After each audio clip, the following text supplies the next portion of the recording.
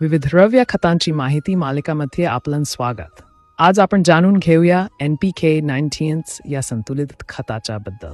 Nitrogen 20% पाने, हिरवळ आणि प्रथिन निर्मितीसाठी, फॉस्फरस 20% मुळांची वाढ, फुलधारणा आणि ऊर्जेसाठी, आणि पोटॅश 20% फळांचा आकार, रंग, चव आणि रोगप्रतिकारक क्षमतांसाठी.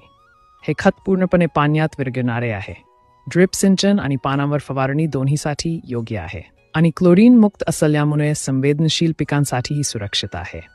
हे खत पिकाच्या सुरुवातीच्या वाढीच्या टप्प्यात, फुलधारणा आणि फळधारणापूर्वी किंवा कोणत्याही टप्प्यावर संतुलित पोषणासाठी वापरले जाऊ शकते. NPK 19 वापरल्याने मुळे, पाने, फुले आणि फळांचा संतुलित विकास होतो. पिकाची वाढ, दर्जा आणि उत्पादन क्षमता वाढते.